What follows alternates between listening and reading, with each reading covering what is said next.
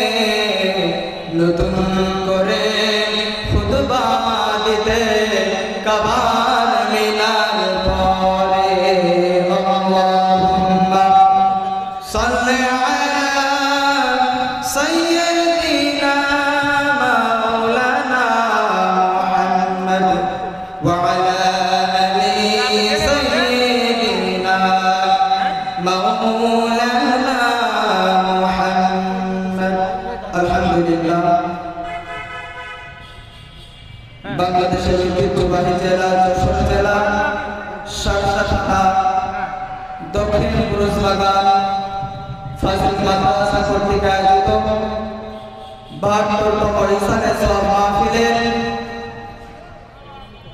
সভাপতি সাহেব, এলাকার কৃতি সন্তান, জনগণের বন্ধু, জনগণের নেতা জনাব আবুল হাসান জহির, আল্লাহ তাআলা সভাপতিকে নেক হায়াত দান করুন, সুবহানাল্লাহু আমিন। মাহফিলের প্রধান বক্তা, দ্বিতীয় বক্তা সহ সামনে উপবিষ্ট আছেন এলাকার স্বনামধন্য ব্যক্তিগণ, সামনে আছেন মুরব্বিয়ান, প্রিয় বাবারা, প্রিয় ভাইরা, পর্দা অন্তরাল হতে যারা দেখছেন শুনছেন, প্রিয় মায়েরা, প্রিয় বোনেরা, সকলকে জানাই অন্তরের স্থল থেকে সালাম, আসসালামু আলাইকুম ওয়া রাহমাতুল্লাহি ওয়া বারাকাতুহু। শুরুতে সে বিশ্ব মালিকের দরবারে ইলাহিতে শুকর আদায় করে নিচ্ছি যে আল্লাহ তাআলা সারাদিন ব্যস্ততার মধ্য থেকে আপনাকে আমাকে কবুল করে আলহামদুলিল্লাহ।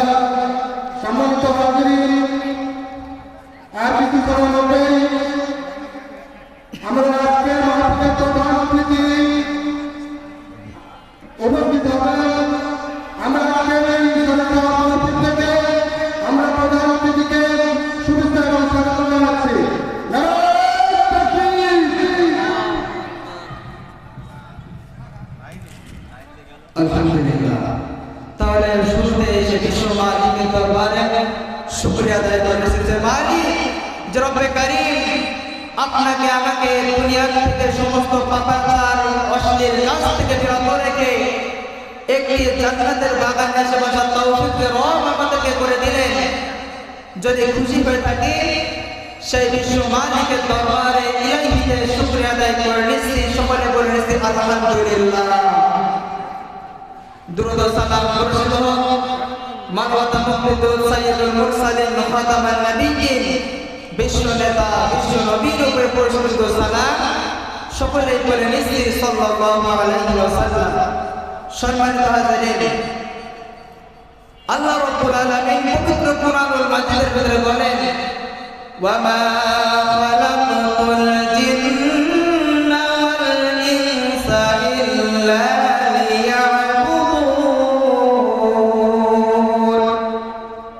আমি মানুষকে এবং জিনকে সৃষ্টি করেছি শুধুমাত্র আমার ইবাদত করার জন্য, আমার গোলামি করার জন্য।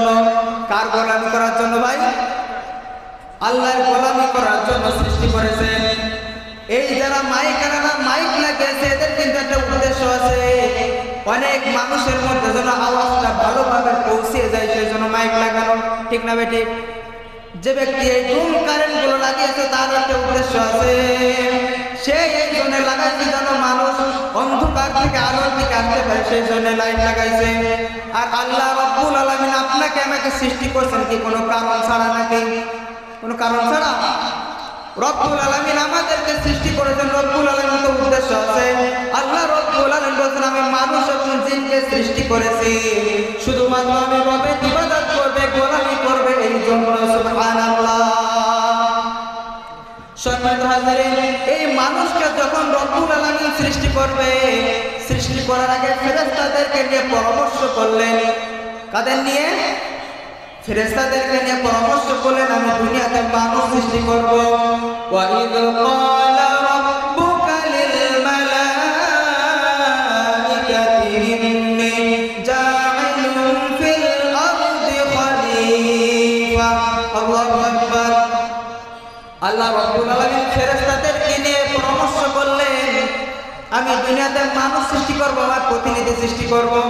ওই দিন কিন্তু সমস্ত ফেরেশতারা বলেছিল রব্বুল আলামিন আপনার ইবাদত করার জন্য আমরা ফেরেশতারা সব সময় হাজির আছি। এমন ফেরেশতা আছে পৃথিবীর শুরু থেকে শেষ পর্যন্ত তারা সিজদায় রয়েছে, এখনো মাথা তোলে নাই। এমন ফেরেশতা আছে পৃথিবীর শুরু থেকে আজ পর্যন্ত তারা রুকুতে রয়েছে, এখনো রুকু থেকে মাথা তোলে নাই। ফেরেশতারা বলছে আল্লাহ আপনার ইবাদত করার জন্য তো আমরা ফেরেশতারা সব সময় হাজির আছি, খামাখা এই মানুষদেরকে আপনি কি জন্য সৃষ্টি করবেন? কারণ এই মানুষগুলো দুনিয়াতে যাওয়ার পরে আপনাকে আপনার ইবাদত ঠিক মতন করবে না, তারা গন্ডগোল মারামারি ফাসাদে লিপ্ত থাকবে। কারা বলেছিল এই কথা? ফেরেশতারা বলেছিল, খামাখাই মানুষদেরকে আপনি কি করতে সৃষ্টি করবেন? আল্লাহ রাব্বুল আলামিন আল্লাহ রাব্বুল সেদিন ফেরেশতাদেরকে বলেছিলেন, ও ফেরেশতারা তোমরা শুনে রাখো, এই মানুষগুলো অপরাধ করবে, গুনাহ করবে, গুনাহ করার পরে যখন আমি মালিকের কাছে তওবা করবে, আমি আল্লাহ রাব্বুল আলামিন তাদেরকে মাফ করে দেব। সুবহানাল্লাহ। সম্মানিত হাজিরিন, তাহলে রব আমাদেরকে বানালেন, সৃষ্টি করলেন একটা উদ্দেশ্য হলো আমরা যেন রবের ইবাদত করতে পারি, গোলামি করতে পারি। আর আমরা মুসলমান, রব আমাদেরকে সৃষ্টি করার পরে যে নিয়ম দিলেন, দিনে 5টা বার রবের সেজদা দাও, আজ মুসলমান নামাজের ধার ধারে না। মসজিদে নামাজ হয়, মসজিদের পাশে হেঁটে যায়, কিন্তু এত বিয়াদব হয়ে গেছে, ওই মসজিদের পাশে হেঁটে যায় কিন্তু নামাজ পড়ার সময় থাকে না।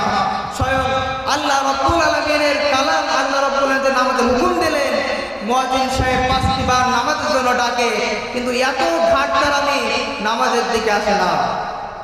তাহলে আল্লাহ রাব্বুল আলামিন আপনাকে সৃষ্টি করলেন, তাহলে আল্লাহ রাব্বুল আলামিন সৃষ্টি করার পরে যে বললেন যে আমি মানুষদেরকে ইবাদতের জন্য সৃষ্টি করেছি, তাহলে আল্লাহ রাব্বুল আলামিন আপনি ইবাদত করলেন না, আজ করলেন না, কাল করলেন না, কিন্তু আল্লাহ রাব্বুল আলামিন একদিন ধরবেন, সেদিন আল্লাহ রাব্বুল আলামিন ছাড়বেন না। ঠিক না বেটি? সম্মানিত হাজিরিন, আসুন আমি আপনাদের সামনে যে আয়াতটি তেলাওয়াত করেছি, সূরা হামিম সাজদা এর 30 নম্বর আয়াত। রব্বুল আলামিন যেন এই আয়াত থেকে কিছু কথা বলার তৌফিক দান করেন, আমিন। আল্লাহ রাব্বুল আলামিন সূরা হামিম সাজদা এর 30 নম্বর আয়াতে বলেন, ইন্নাল্লাযীনা ক্বালু রাব্বুনাল্লাহু থুম্মা ইসতাকামু তাতানাজ্জালু আলাইহিমুল মালাইকাতু আল্লা তাখাফু ওয়া লা তাহজানু ওয়া আবশিরু বিল জান্নাতিল্লাতী কুনতুম তুআদুন। আল্লাহ রাব্বুল বলেন, ইন্নাল্লাযীনা ক্বালু রাব্বুনাল্লাহ, নিশ্চয় যারা আমি আল্লাহকে রব বলে স্বীকার করেছে, নিশ্চয় যারা আমি আল্লাহকে রব বলে স্বীকার করে নিয়েছে, সুম্মা ইসতাকামু, এবং তার উপর অবিচল হয়ে রয়েছে, তাতানাজ্জালু আলাইহিমুল মালাইকা, আমি রব তাদের জন্য ফেরেশতা অবতীর্ণ করি, আল্লাহ তাখাফু ওয়া লা তাহজানু, এবং ওই ফেরেশতারা বলতে থাকে তোমাদের কোনো চিন্তাও নাই, তোমাদের কোনো ভয়ও নাই, ওয়াবশিরু বিল জান্নাতিল্লাতী কুনতুম তুআদুন, আর সেই জান্নাতের সুসংবাদ নাও যে জান্নাত আমি তোমাদের জন্য সাজিয়েছি। সুবহানাল্লাহ। সম্মানিত হাজিরিন, তাহলে আল্লাহ রাব্বুল আলামিন বলছেন যে তোমরা যারা আমি আল্লাহকে রব বলে স্বীকার করবে, আমি আল্লাহকে রব বলে স্বীকার করবে, মেনে নিবে, সুম্মা ইসতাকামু, এবং তার উপর অবিচল হয়ে থাকবে, তাদের কোনো ভয় নাই, তাদের কোনো চিন্তাও আছে নাকি? তাদের কোনো চিন্তাও নাই। তাহলে আপনি আমি যদি আল্লাহকে রব বলে স্বীকার করি, মনে প্রাণে মেনে নেই, আল্লাহকে যদি রব বলে স্বীকার করে মনে প্রাণে মেনে নেই, যে ব্যক্তি আল্লাহকে রব বলে স্বীকার করবে তার দ্বারা নামাজ কাজা করা সম্ভব না। ঠিক না বেটি? যে ব্যক্তি আল্লাহকে রব বলে স্বীকার করবে, মেনে নিবে, তার হাত দ্বারা কখনো জুলুম করা সম্ভব না। ঠিক না বেটি? যে ব্যক্তি আল্লাহকে রব বলে স্বীকার করবে, মেনে নিবে, তার এই হাত দিয়ে কখনো সুদ ঘুষ খেতে পারবে? তার হাত থেকে কখনো সুদ ঘুষ খেতে পারবে না। যে ব্যক্তি আল্লাহকে রব বলে স্বীকার করবে, মেনে নিবে, তার দ্বারা কোনোদিন কোনো মা বোন নির্যাতিত হবে না। যে ব্যক্তি আল্লাহকে রব বলে স্বীকার করবে, মেনে নিবে, তার দ্বারা সমাজের মানুষ, দেশের মানুষ কোনোদিন নির্যাতিত পাবে না। ঠিক না বেটি? সম্মানিত হাজিরিন, আসুন একটা উদাহরণ দিয়ে আপনারা বুঝতে পারবেন। একটা লোকের বাড়ি হলো সুন্দরবনের কাছে। কোন জায়গায়? সুন্দরবনের কাছে বাড়ি। তার একটা কুয়া রয়েছে, গর্ত রয়েছে, পুকুর রয়েছে। ওই পুকুরের মধ্যে যখন অনেক মাছ হয়ে গেছে। তখন সে মনে করলো আমি এটা শেষাগড়ি দিয়ে ওই মাছগুলো সব ধরে ফেলবো। ওই পুকুরওয়ালা মাছগুলো সব ধরে ফেললো। মাছগুলো সব ধরে ফেলার পরে পুকুরের উপরে শ্যাওলা পড়ে গেছে। কি পড়ে গেছে? শ্যাওলা পড়ে গেছে। ওই পুকুরওয়ালার আবার একটি গাভী আছে, গরু আছে। ওই গরুটি ওখান থেকে বান্ধার পরে ফেলে ছেড়ে দেয়। সারাদিন গরু খায়। গরু খাওয়ার পরে সন্ধ্যাবেলা বাড়িতে যায়। ওই গরুটা খাইতে খাইতে পুকুরের মাঝখানে চলে গেছে। কিন্তু পুকুরের মাঝখানে ছিল কাদা, এমন কাদা রয়েছে পা দিয়েছে আর পা তুলতে পারে না। ওই পুকুরে এমন কাদা রয়েছে, কাদার উপরে পা দেবে গেছে কিন্তু পা আর উঠাতে পারে না। সামনের দুই পা যখন মাটিতে গেড়ে যায়, সামনের পা টানতে পিছনের পা গেড়ে যায়। এবার ওই গাভী যখন গরুটা যখন পুকুরের মাঝখানে আটকে গেছে, হঠাৎ করে জঙ্গল থেকে একটা বাঘ তাকে নিশানা করলো। একটা বাঘ যখন তাকে নিশানা করলো, টার্গেট করলো, ওই বাঘ জঙ্গল থেকে দৌড়ে আসলো গরুর দিকে। গরুর দিকে এসে বাঘ জোরে যখন লাফ দিল, লাফ দিবে না দিবে গরুর 2-3 হাত পেছনে লাফ দিয়েছে। কোন জায়গায়? গরুর 2-3 হাত পেছনে লাফ দিয়েছে। বাঘ আটকে গেছে, বাঘের পাও পুঁতে গেছে। বাঘের পা যখন পুঁতে যায়, বাঘের শক্তি থাকার পরও বাঘ সেখান থেকে উঠতে পারে না, কারণ কাদার মধ্যে নেমে গেছে। বাঘ যত ওঠার চেষ্টা করে ততই আরো নিচে নেমে যায়। এরপরে ওই গাভী পিছন দিকে তাকায় আর মনে মনে ভাবে, ওই গাভীটা গরুটা পিছনের দিকে তাকায় বাঘের দিকে সেরে দেবে, বলো বাঘ তুমি আমাকে খাওয়ার জন্য আসছিলে, তুমি আমাকে নির্যাতন করার জন্য আসছিলে। তুমি শুনে রাখো, আমার একটা নির্দিষ্ট মালিক আছে, আমার একটা মালিক আছে। সন্ধ্যাবেলা যখন মালিক বাসায় যাবে, বাসায় যে যখন আমি গরুকে যখন না দেখবে, আমাকে খোঁজার জন্য তখন ওই মালিক এই খোঁজ করতে থাকবে। গরু তখন মনে মনে ভাবে আমার একটা নির্দিষ্ট মালিক আছে, সন্ধ্যা যখন হয়ে যাবে তখন আমার মালিক আমাকে খোঁজার জন্য চলে আসবে। কিন্তু বাঘ, তোমার তো কপালে তখন দুর্নীতি আছে, কারণ ওই লোক যখন গরু খুঁজতে আসবে, তখন বাঘ যখন দেখবে গরুকে খাওয়ার জন্য উপরে হামলা দিয়েছে, গরুকে ঠিকঠাক তারা টেনে তুলবে আর ওই বাঘকে পিটিয়ে পিটিয়ে হত্যা করবে। ঠিক ততরূপ ভাবে মুসলমান, যারা মুসলমানদের উপর নির্যাতন জুলুম করেছে, মুসলমানদেরকে শান্তিভাবে থাকতে দেয় নাই, 16টা বছর ধরে যারা মুসলমানদের উপর অত্যাচার করে জুলুম করেছে, আল্লাহ এমন ধারা ধরবে পালাবার খুঁজার কোনো রাস্তা পাবে না। ঠিক না বেশি? সম্মানিত হাজিরিন, তাহলে আল্লাহর পরে যারা অবিচল থাকবে, ইস্তেকামত করবে, আল্লাহর যে রব, এই রব যারা মনে প্রাণে দৃঢ়ভাবে বিশ্বাস করবে, মেনে নিবে, তাদের কোনো চিন্তা থাকবে না, তাদের কোনো ভয় থাকবে না। কে বললেন? আল্লাহ রাব্বুল আলামিন বলে দিলেন। আসুন এই আয়াতের ভিতরে তাফসীরে জালালাইনের ভিতরে এসেছে, আল্লামা জালালউদ্দিন সৈয়দ রাহমাতুল্লাহ আলাইহি বলেছেন যে মদিনাতুল মুনাওয়ারার 3 যুবক, একই মায়ের পেটের 3 ভাই।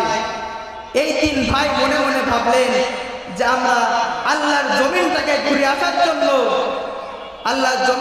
আসার জন্য তারা মায়ের কাছ থেকে বিদায় নিলেন আর 3টা ঘুরে নিয়ে সফরে বের হয়ে গেলেন। সম্মানিত হাজিরিন, এই মদিনাতুল মুনাওয়ারার 3 যুবক যখন ভ্রমণে বাইরে হয়ে গেলেন, ভ্রমণে যাওয়ার পরে মরুভূমির রাস্তা দিয়ে যখন চলাফেরা করে, মরুভূমির রাস্তা দিয়ে যখন যায়, বালুমনা ঝড়ের ভিতরে এই 3টা ভাই দিক বিদিক হারিয়ে মরুভূমির রাস্তা হারিয়ে ফেলেছে।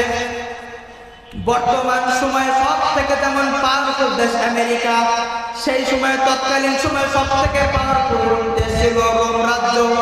কোন জায়গা? রোম রাজ্য ছিল সব থেকে পাওয়ারফুল দেশ। ওই রোম রাজ্যের যিনি বাদশা ছিলেন, তিনি ছিলেন জালিম বাদশা। তার নাম ছিলেন বাদশা নামদার।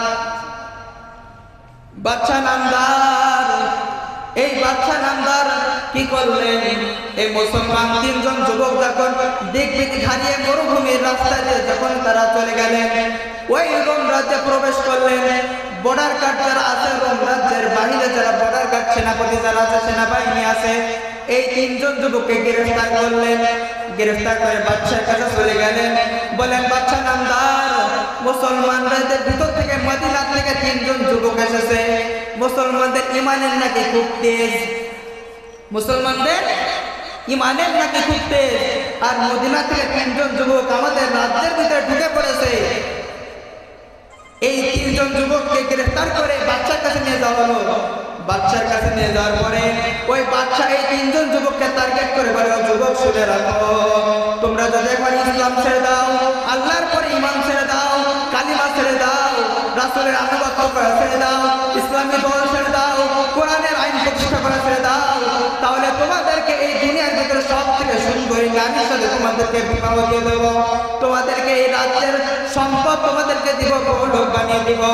ওই তিনজন যুবক বলেন, হে বাদশা নামদার শুনে রাখো, আমাদের জীবন যতটুকু সময় আছে আমরা মুসলমান থেকে এক কালিমা থেকে ইসলাম থেকে কখনো কিছু পাবো না। ওই তিনজন যুবককে যখন ভয় দেখানো হলো, অনেক রকম ভয় দেখানোর পরে বাদশা এবার কি করলেন, তার সেনাপতি যারা আছে ওই জল্লাদদেরকে, জল্লাদ যারা আছে তাদেরকে হুকুম দিলেন, তিনটা ডেকের ব্যবস্থা করো, তিনটা বড় বড় ডেক ব্যবস্থা করো, ওই ডেকের ভিতরে তেল দাও, তেল দিয়ে তিনটা ডেক গরম করো। ওই তিনটা ডেক যখন গরম করে, তেল গরম করে, তেলগুলো টকবক টকবক করে ফুটছে, এমন সময় ওই তিনজন ভাই থেকে একটা ভাই বড় ভাইকে তেলের ডেকের মধ্যে ছেড়ে দিল। তেলের ডেকের ভিতরে যখন ছেড়ে দেয়, মুহূর্তের ভিতরে গোস্ত চর্বিগুলো তেলের সাথে মিশে গেছে, আর হাড় হাড্ডিগুলো খড়কুটার মতো উপরে ভাসতে লাগলো। বাদশা নামদার থেকে বলে, হে যুবক, একটু আগে তোমরা ছিলে তিন ভাই, একজনকে তো মেরেই ফেলেছে, আর তোমরা দুই ভাই বাকি আছো, এখনো সময় আছে, কালিমা ছেড়ে দাও, ইসলাম ছেড়ে দাও, তোমাদেরকে আমরা মুক্ত করে দেব, আজাদ করে দেব। ওই দুইটি ভাই বাদশা নামদারকে দেখে বলে, বাদশা নামদার আপনি শুনে রাখেন, জেনে রাখেন, যতটুকু সময় এই দেহে রক্ত আছে, জীবন আছে, আমরা মুসলমান থেকে ইসলাম থেকে এক বিন্দু পরিমাণ সরে যাব না। এরপরে মেজো ভাইটা আছে, মেজো ভাইটাকে তেলের ভিতরে ছেড়ে দেওয়া হলো। মেজো ভাইটাকে তেলের ভিতরে ছেড়ে দেওয়ার পরে যখন তখন মেজো ভাইও একই রকম, তারা তেলের ভিতরে ছেড়ে দেওয়ার পরে আবার আগের মতন গোস্ত চর্বিগুলো তেলের সাথে মিশে যায়, আর হাড় হাড্ডিগুলো উপরে ভাসতে থাকে। এই দেখে ছোট ভাইটা ফুপিয়ে ফুপিয়ে কাঁদছে, ছোট ভাইটা ফুপিয়ে ফুপিয়ে কাঁদছে। আর তখন বাচ্চা দেখে বলে, হে জল্লাদ তোমরা থামো, এই ছোট ভাই না ইসলাম ছেড়ে দেবে, দেখো কান্না করছে। ছোট ভাইটা ডেকে বলে, আমি বুঝতে পেরেছি তুমি হয়তো ভয় পেয়েছো, এই জন্য তুমি হয়তো ইসলাম ছেড়ে দেবে, কালিমা ছেড়ে দেবে, তোমার কি বলতে চাও বলো। ওই ছোট ভাই তখন ডাকতে বলে, হে বাদশা নামদার আপনি শুনে রাখেন, আমি এই জন্য কান্না করছি, আল্লাহ রাব্বুল আলামিন তোমার একটা জীবন দিয়েছে, একটা জীবন দিয়ে আমি মালিকের শুকরিয়া কিভাবে আদায় করব? যদি আমার 100টা জীবন থাকতো, 100 বার আমি এই তেলের ভিতরে লাফ দিয়ে আমি আল্লাহকে খুশি করে দিতাম। কেমন ঈমান ছিলেন তাদের! এই দেখে পাশে যে মন্ত্রী আছে, বাদশার পাশে মন্ত্রী আবার পরামর্শ দিল, এই যুবকের ঈমানটা এইভাবে নষ্ট করা যাবে না, কি করা যায়? এই যুবকের ঈমানটা নষ্ট করার জন্য তাকে এর থেকে বেশি শাস্তি দিতে হবে। শুলে চড়ানোর হুকুম দিলেন, শুলে চড়াতে হবে একে। শুলে চড়াবার আগে এই যুবককে যখন আনা হলো, যুবকের হাত পা সব বেঁধে দেওয়া হয়। হাত পা বেঁধে দেওয়ার পরে যখন শুলে উঠাবে, শুলে উঠাবার পরে যুবক মিসকি মিসকি হাসি দেয়, সুবহানাল্লাহ। যুবকটা মিসকি মিসকি হাসি দেয়। বাচ্চা তখন বলছে, কারণ কি? একটু পরে আমি মৃত্যুদণ্ড দিব, হাসে কেন? এর হাসির রহস্যটা জানতে চাই। তখন যুবকের কাছে জিজ্ঞাসা করা হয়, যুবক তোমার তো আমি একটু পরে মৃত্যুদণ্ড দিব, তুমি হাসো কেন? যুবক ডাকতে বলে, আমি যেন দেখছি আসমান থেকে ফেরেশতারা বলতেছে, তোমার কোনো চিন্তা নাই, তোমার কোনো ভয় নাই, তুমি মরলেই তোমাকে আমরা জান্নাতে নিয়ে জন্য প্রস্তুত আছি। সুবহানাল্লাহ। তাহলে ইন্নাল্লাযীনা ক্বালু রাব্বুনাল্লাহ সুম্মা ইসতাকামু তাতানাজ্জালু আলাইহিমুল মালায়েকা, আল্লাহ রাব্বুল আলামিন তো বলেই দিয়েছেন যে যারা আমাকে রব বলে স্বীকার করবে, মেনে নিবে, আমি আল্লাহ তাদের জন্য ফেরেশতা নাজিল করব, ফেরেশতা পাঠিয়ে বলতে থাকবো তোমাদের কোনো ভয় নাই, তোমাদের কোনো চিন্তা নাই, জান্নাতের সুসংবাদ তোমরা নিয়ে নাও। সুবহানাল্লাহ।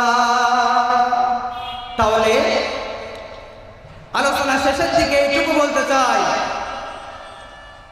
যে মুসলমান আমরা হয়েছি, মুসলমান হওয়ার পরে যদি আল্লাহকে মনে প্রাণে দৃঢ় বিশ্বাস হয়ে আল্লাহর পরে ঈমানটা ধরে রাখতে পারি, আল্লাহর পরে ইস্তেকামত থাকতে পারি, রব বলে স্বীকার করতে পারি, মনে প্রাণে বিশ্বাস করতে পারি, তাহলে রব্বুল আলামিন যে কোনো আমরা বিপদ আপদে পড়ি না কেন, রব্বুল আলামিন আমাদেরকে সাহায্য করবেন, পথ দেখিয়ে দেবেন। সুবহানাল্লাহ।